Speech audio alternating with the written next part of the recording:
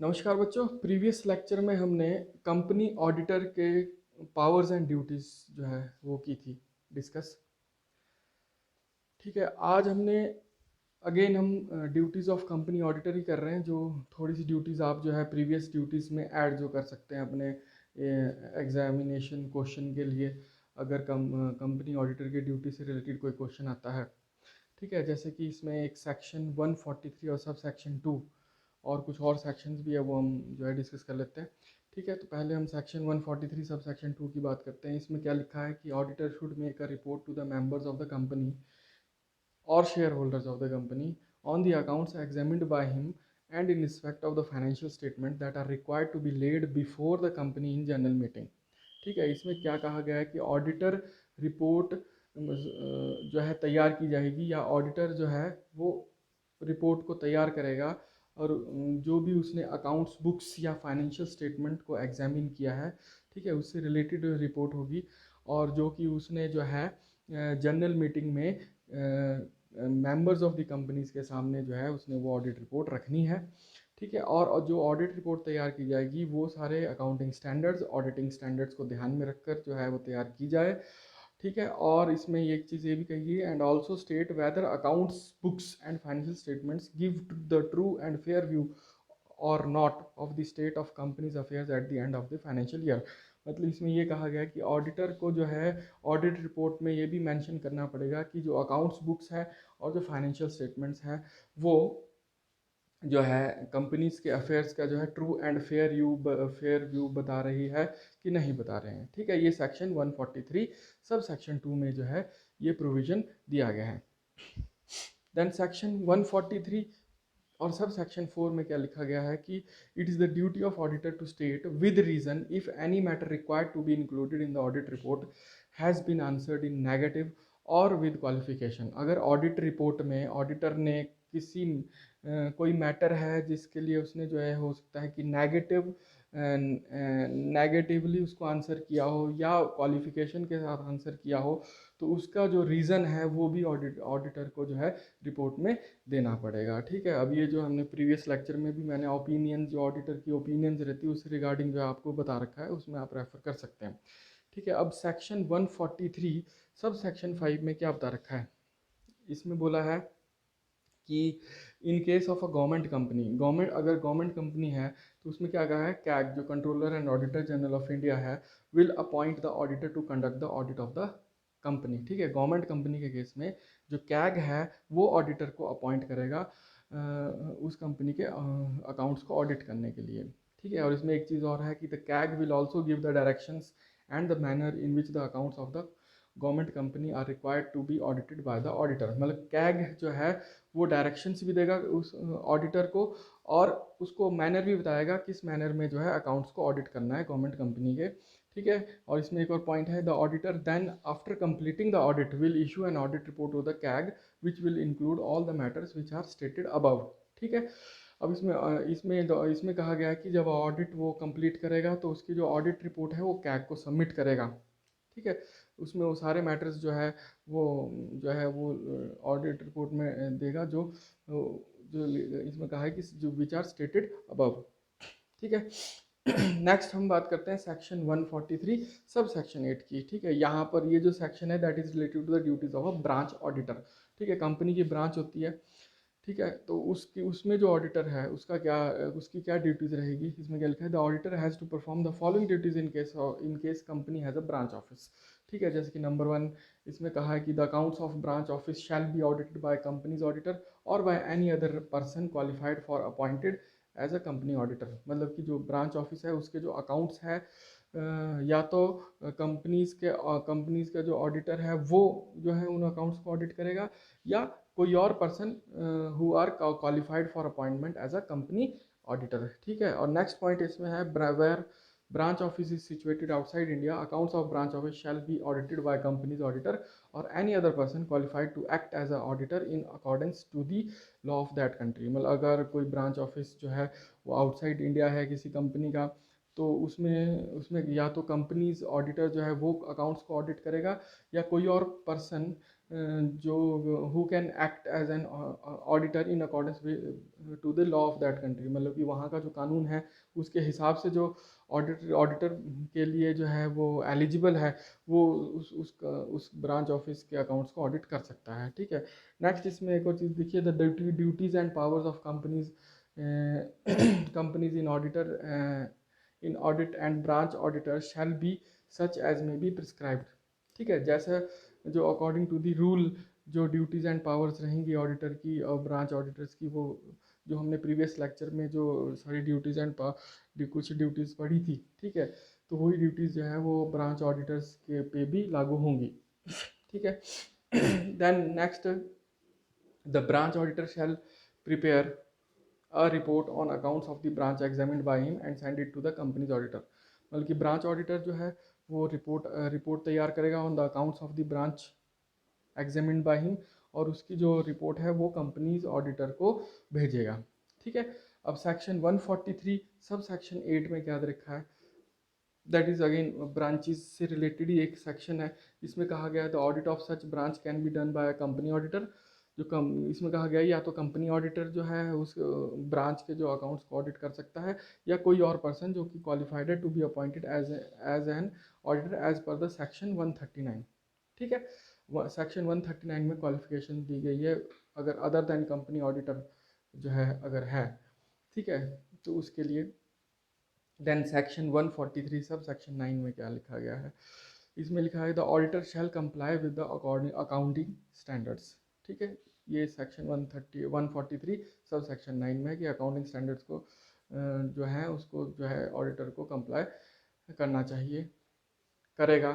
ठीक है, देन इसमें सेक्शन 143 और सब सेक्शन 11 क्या कहता है।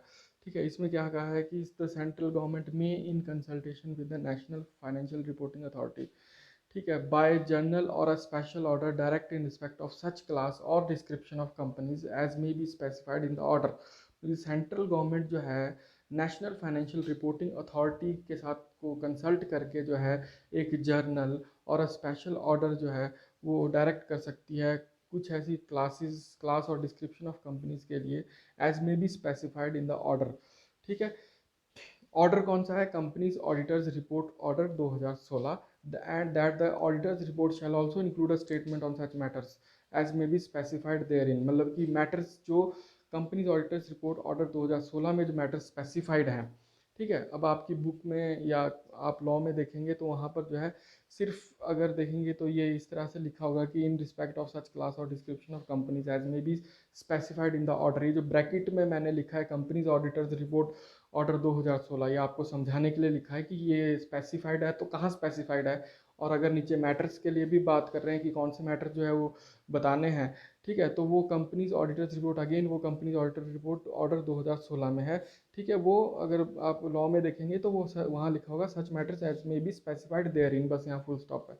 ठीक है, तो मैं इसमें थोड़ा आपको समझाने के लिए जो इस सेक्शन में जो है अब ये जो कंपनीज ऑडिटर्स रिपोर्ट का मैंने नीचे भी इसमें शो किया है कि कौन सी कंपनीज पे जो इसमें लिखा है CARO 2016 is applicable to all the companies, सारी कंपनीज पे एप्लीकेबल है, लेकिन जो जिन कंपनीज पे एप्लीकेबल नहीं है वो नीचे लिखी है, जैसे कि बैंकिंग कंपनीज है, इंश्योरेंस कंपनीज है, ठीक है, और companies registered for charitable purposes, one person company, small companies, companies with paid up capital less than और equal to ₹50 lakhs, and last reported turnover less than और इक्वल टू ₹2 करोड़।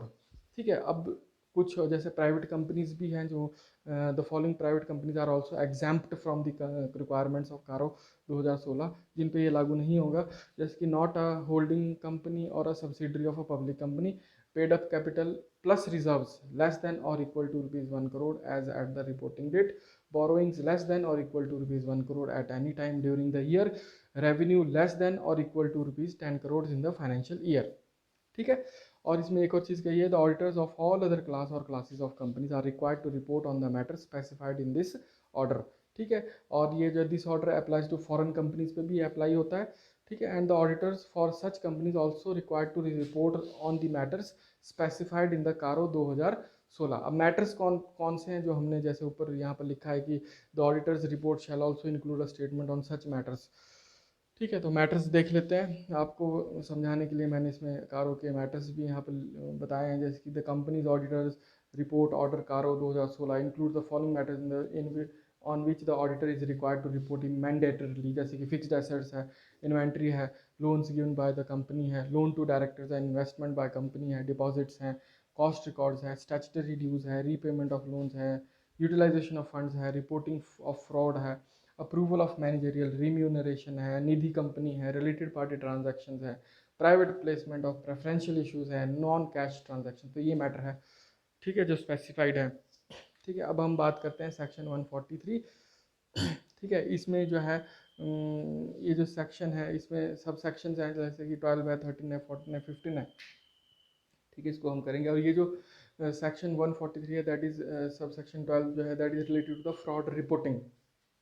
ठीक है, अब इसमें क्या कहा गया है सब सेक्शन 12 में कि जब ऑडिटर जो है ऑडिट मतलब कि ऑडिट वर्क कर रहा होगा, ठीक है, जब अकाउंट्स की ऑडिटिंग वो कर रहा होगा, तो अगर उसको लगता है कि कंपनी के ऑफिसर्स या उसके एम्प्लॉयज जो हैं कंपनी के, ठीक है, that had committed fraud against the company, ठीक है, तो उस केस में जो है ऑडिटर जो है वो गवर्नमेंट को, ठीक है, इमीडिएटली जो है उसको रिपोर्ट करेगा गवर्नमेंट को।